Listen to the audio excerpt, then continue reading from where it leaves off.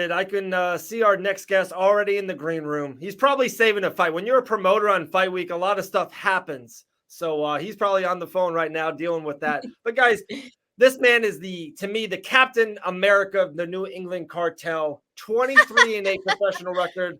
He's got wins over Giga. He's got wins over Dan Ige, wins over Jeremy Stevens, Shane Burgos, and Lamas. Talking about the one and only Calvin Kattar coming onto the show. What's up, guys? Thanks for having me. I was just paying for someone's EKG right now. There you go. Happy fight week, my friend. We just booked a new fight, depending on the EKG. Tom Pack's on the card now, Maddie. So let's go. Awesome. Well, Calvin, welcome to the show. We always love having you. Combat Zone is this weekend, so very excited for that one. But how's life with you? You look like you're living your best life. Where are you right now? Believe it or not, New England. Crazy, right? Let's go. 80 something. I'll take it. Just got a whole bunch of food for the grill. Hell yeah. So yeah, enjoying the little time away with the show coming up obviously this Saturday, and then I'm sure I'll be back competing before I know it. So trying to take this in while we can. We only get a couple months of it around here. I know it's ridiculous. Yeah, fuck these Florida people over here. They're like living their best life. I'm like, it's too hot for me outside right now. I'm staying in. Dude, yeah, I see. Is your diamond shoes too tight, L. Dawson? Relax, all right? For real. Well, Cal, it's so nice to have you on, and we'd love to just catch up. You know, UFC 300 was a whirlwind. I mean, unfortunately, the night didn't go your way, but that experience must have been incredible. Yeah, it was fun. Everything other than what I went there for was great. You know what I mean? I went there as a business trip every time. I go to get the win, and unfortunately, we came up short this time. But after you take things in, whether or not you won or lost, the next checkpoint is if you were healthy or not coming out of there. And then after that, you process, the money you made or didn't make and whatnot. So we got the second one there where I'm healthy, ready to go again, and just looking forward to the next time I get to step in there and compete. I love it. Yeah, I mean, this was your first fight back after the injury, right? Yeah, it was longer than I thought. I mean, when they said it, I didn't realize it was so long, but it's 18 months since the last. Holy shit. Yeah. And Elle, are you going through the ACL recovery? Is that what's... I am indeed. So she's currently going through what you just had to go through, Calvin. Do you have any advice for Elle? Please, yes. When did it happen? So I tore it in December. At least I knew I tore it. I think it was actually mostly torn before that, and then it was just hanging on by a little string. So when did you get surgery? January, end of January. So I'm about 3.5 months out now. Well, the advice I got around that time is you're going to start to feel really good, almost better than you are. It's like a honeymoon phase. You start to feel good, but you're not actually as good as you think, they say. But that was the toughest part, was just being patient. You feel good, ready to go. Even when I was injured, I felt great. Just this friggin' knee. It was like the way it was put to me when Rob had gone through it prior as well. He mentioned it was like, you feel like your body's a Ferrari, but you got this flat tire. So like in the chest, the engine I had was a good Ferrari. I was ready to go, but I was in denial of the flat tire until leaving the octagon, going down the stairs, it buckled again on me. And I'm like, oh shit, I probably should take those crutches. Damn. Yeah, that's rough. Yeah, that's wild. I honestly, I got cleared to box this last week, and I'm like, yes, I feel awesome. I'm so sore. I went way too hard. My physical therapist is going to absolutely kill me. So the fact that you said that is just too funny. Yeah, it's the truth. It's the hardest part is just being patient, and then the mental battle with that for, about a year or so, so yeah, I'm happy to be back. Just grateful to get in a workout. It's funny when you go from the mentality of you have to train to you're able to train, what a shift that is, man, where you could be grateful to just be able to go get a workout in a sweat. That's where I'm at right now. Yeah. What did that do for you mentally? Because I feel like it could go one of two ways. Like, you're either constantly thinking about the injury, worried about it, or have you found this newfound appreciation for training? No, definitely found a newfound appreciation. I always try to find ways to just be grateful of everything every day. Honestly, I try to work on that. I think it's a skill. You got to develop that mentality, that mindset, because people give you a reason to want to hate on them all day if you let them. So I try to just let that be their emotions and focus on myself. But you had said, what was the original part of that question? I had something I want to say on that. So just the mental aspect of it, you're either gonna constantly think about it, or you're just gonna have, this new appreciation. the other thing I was going to say was what gave me the most confidence, because I would have been ready to go, like you said, 3 months out. Let's go, let's get it. But having that patience, really, the time I was able to take off the training wheels, sort of say, with the injury was when I confided in just professionals that do what they do, and they say, you're ready to go. And then from there, there's no hesitation. It's, all in for me. I had to hear it from the professionals, so I knew I wasn't overdoing it. And when they said they gave me the green light, I was ready to take off the training wheels and just get after it. There was no is it going to be, I just trusted the professionals. Yeah. You're able to have the confidence in your knee and like knowing you're going to be stable moving forward and all of that. Yeah, it's just obviously the extreme positions where you're low loaded wrestling, kind of jiu-jitsu-y scrambles. You kind of work through those just because it's new territory again. But yeah, other than that, and then gaining the confidence through going through the motions, and obviously having the right training partners. Like, I'm grateful with that. Maybe I don't realize other gyms you might not have that, so you actually got to be a little extra careful. Yeah. But for me, I'm around quality guys that are looking out for my best interest, not really trying to win the scramble in the gym. You know what I mean? They're kind of working through things, and I'm fortunate in that aspect. But yeah, now just getting one under the belt, and as soon as I left there, man, I just wanted to get right back in there, obviously, because the way the fight went. But hopefully we'll have something again soon. Yeah. Is there somebody you want next? Like, obviously you had this super, super close fight with Josh Emmett with a split decision where a lot of people thought you won that fight. You have the fight with Arnold Allen where you didn't really get to show what you can do because of the injury happened. Do you want one of those back next, or is there something you're looking to? Definitely frustrating with the way those went, because technically I'm 0-3 right now, but I feel like I'm 2-1. I feel like I'm 1-1 with one undecisive. That first round with Arnold Allen, that left hand was coming out fast. It would have been a tough fight, but I would have liked to have navigated through that. And he's looked great in his last performances, man. I give him credit there. He looks sharp, but I would like to have seen what would have happened with that one. As far as who I want next, I never really focus on that, and I could care less, to be honest. Tyson focuses on that, and it's usually which one makes the most sense to climb the rankings. Usually we want higher seeded guys, but as far as who's next, I don't I don't focus on that. Whoever's next is fine. I don't really have a preference, to be honest. It's just about getting back in there soon and just getting another rep, because even if I had won the fight, it'd be on to the next, to be honest. Like I say, no one cares about your last performance, man. It's always like I feel like the next one, and that's where all my focus is. So I should have something soon enough, I feel like. Yeah, and I think it's so cool. I mean, I'm biased, New Englanders. New England fans are just the fucking best. Like, they just are. Yeah. And what do you love most about being able to represent New England? Because like you said, I mean, it's like win or lose, we're ride or die, man. Like, if you're from New England, like we ride with you. What does that feel like? I know that from knowing Bills fans. Yeah. Okay, fine. Whatever. Patriots fans are no better either. Yeah. Boston what does that feel like? If Boston fans, if they like you, they're going to tell you. And if they don't like you, they're going to tell you. Right. So either way, damned if you do or don't. But I love fighting from New England. The weather, the change of season, just everything about it. I don't know. Blue collar people, hardworking sports fans. They like you said, ride or die, win or lose. And right now we could use some teams to be proud of. Although Celtics are holding it down. Yeah, they're killing it. Dave, look at you. Yeah, all right. Who you got?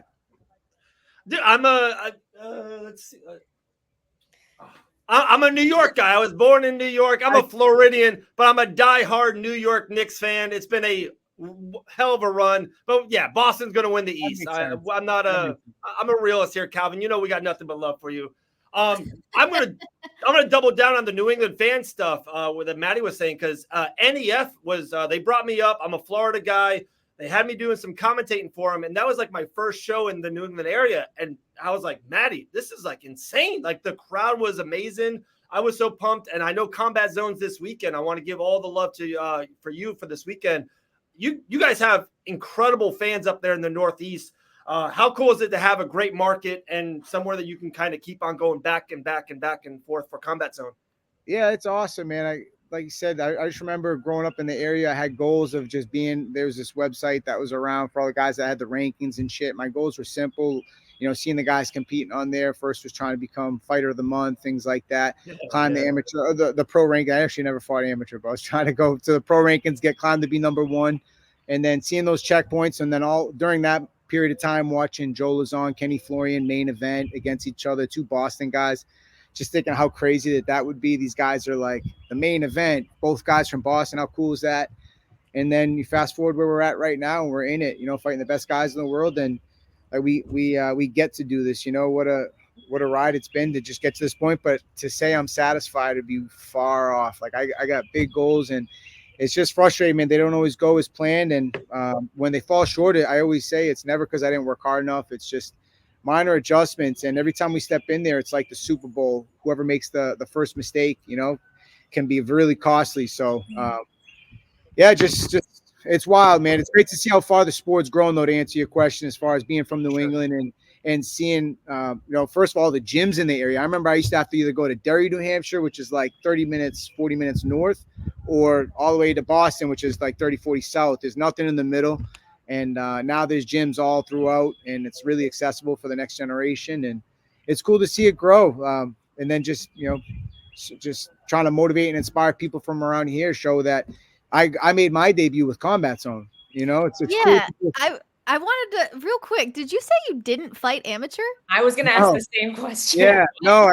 Back in the day, it was just, hey, do you want to go amateur or pro? I'm like, I don't know. You get paid for pro? All right. I'm not even considering that you could do elbows and knees to the head. I didn't even factor that in. I didn't really know much. And what year was this? This was 2007, June. Wow. 2007. Wow. So I've been fighting, man. How long is that? That's like, what's that? You're an old man, bro. 16 years. A long time, man. So Dude, Calvin is not an old man, Maddie. He's not old. Sorry, I'm not a rookie, man. I just took a while to get my debut in the UFC 2017. 10 years later, it's like, wow. Yeah, it's wild. That's what I try to tell these younger guys, man. They're getting in younger and younger, single-digit fights. I'm like, man, don't ask for it. Just work for it. If you keep winning, they can't deny you, and you're only going to become that much more ready and prepared for the test when you get it, Yeah. But instant gratification these days, it's like it's tough. To see that long game, it's not what everyone wants to hear, but at the same time, who wants to make it to that level and then not be ready and then try to work your way back? Right. Yeah. So you made your debut in 2007. How old were you in 2007? 18, I think, right out of high school. What was that like, fighting grown ass men? Yeah, it was you crazy. don't even you're still a kid. Yeah. No, and I never trained prior. I just did wrestling freshman year. So I hopped in. I felt like 6 months later. It's kind of wild. Just the kid I was training with at the time, Dave George. He owned Combat. He was fighting. He's kind of a risk taker. He's wakeboard. He just like does everything, right? And my sister's best friend. He's like, I'm gonna take an MMA fight. I've been training some jiu-jitsu. And we went to go see it at Club Lido in Revere, Maddie, right? Wild back in the day. And then I saw him doing that, and I just finished high school wrestling. I missed the feeling of competing, and I started training with him that following week. And then I was doing good against him, just messing around, to be honest. And I took a fight 6 months later, pro, and then just jumped in. I fought 3 times that year and just been going since. That's so awesome. That's unheard of now. That is absolutely unheard of now. Such a good story. Well, Rob got me beat, man. I told you Rob's story. Rob's got the best story intro into MMA ever that I've ever. I thought I had a cool one, but his is even better. He was delivering pizzas in Tampa, Florida, and he goes and delivers a pizza to a guy who's got like the fights on, and he's doing BJJ in his garage. He's like, "What are you guys doing?" And then he tells them, and he starts training that next week. How crazy of a story! That's nuts. I did not know that. Yeah. I fucking love that. Best story amazing. I've ever heard. Oh my God, I have to ask him about that. That is fantastic. There's a great question here for you, Calvin, from Dawson. What are some of the new generation fighters who excite you? Shit, new generation. It's a good question. I should study the sport more. Who's in the weight classes, all that. I don't really pay attention. I really kind of more around here in the New England area. Yeah. Well, maybe give some love to some people fighting this weekend. Who is on your radar the most, or who should we be paying attention to this weekend? Yeah, I mean, a couple of them you might already know of. Our main event is Chris Matino. He fought Sean O'Malley with the green hair. Fight shouldn't have been stopped, but I feel like he's earning his way to get another run. I don't think he's lost a fight since getting let go of the UFC. He must be 3-0 at least at this point. Probably all finishes, honestly, too. multiple finishes with Combat Zone. So he's our main event. We got Tom Pagliarulo. He's up next as well. He's been going through the grinder a little bit. I think that's someone who's gonna inevitably. I think these guys all get back in, but I think he's growing a lot on the local scene, just getting more ready every fight. And then Nick Fiore, man, is a beast. He already got into the UFC, but he had a quick 2-week notice fight, maybe a week notice fight against the number 1 fighter in Poland. Tough fight. Guy beat him up, and then just big muscly guy, and then he had Chase Hooper, who's looking great at 55. Yeah. Right. So tough fights. He got let go, but I see him coming back as well. Yeah, there's a lot of killers, and I'm excited to see it this weekend. My first Combat Zone show was the last one, and it was fantastic. Like the level of talent was just so much fun to watch. And I mean, I had the best seat in the house. I was right behind the microphone. Well, we're lucky to have you. Oh, I appreciate that. I appreciate that. Sorry, I've got nothing but. I mean, we're talking about the fights, but everyone's talking about Maddie at the show. Honestly, let's go. She's the best, Calvin. She's the best. She is. She's the best. Don't make me blush, Calvin. Don't do it. A lot of great feedback. Don't do it. No, but I'm excited.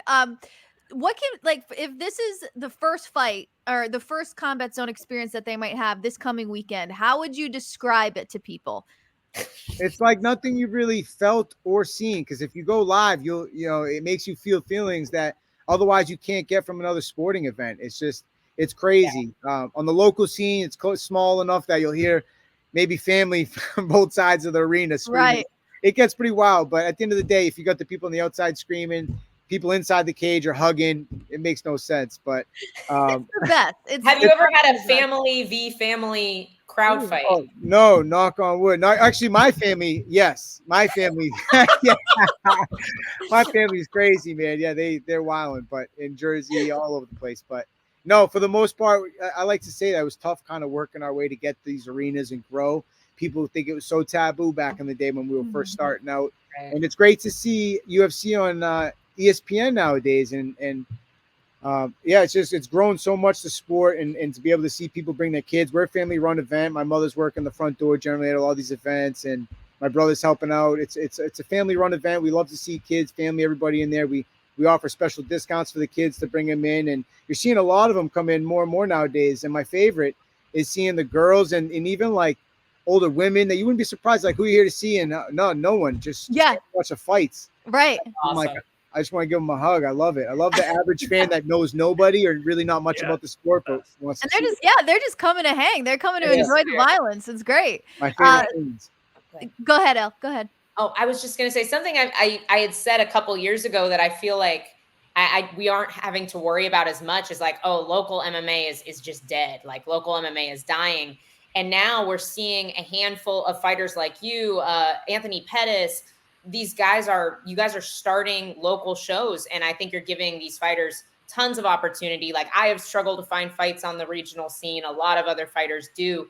What is like the overall vision for Combat Zone eventually, and to keep building local MMA so it doesn't die and we have these feeder shows? Yeah, like you said, I think it's the opposite. I feel like it's I mean, there's less promotions, but the fewer promotions are thriving better, I feel like. It's got a healthy ecosystem in New England as far as promotions are concerned. We all know the players in New England that are promoting, and we all kind of play well together, to be honest. I'd say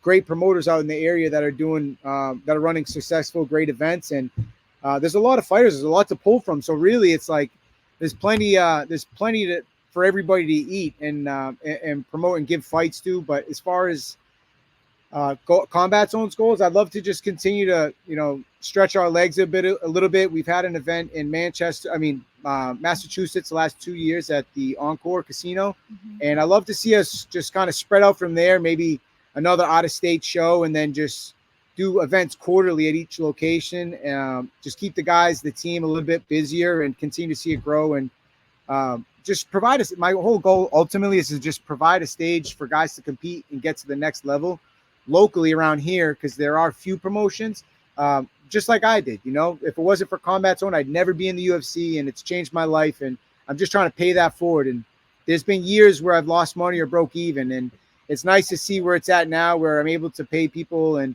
and have, you know, events that we can be proud of and continue to see it grow. Yeah. You spoke about how tight knit the New England MMA community is. I'm just curious if this fighter is on your radar. We have another New England guy coming on this afternoon, Nate Garib, who I think is one of those guys that might get signed really soon. Do you have any thoughts on him? Have you seen him fight before? I have. He's fought Tom, who I've told you about. They're actually training partners nowadays. Right. Beast, man. It's good to see these guys just break out of their shell a little bit. I feel like sometimes these gyms, they got these, you know, egotistical coaches that, you know, they're like jealous ex-girlfriends. They don't want you to leave the house. They want to know who you are 24/7 where you're training.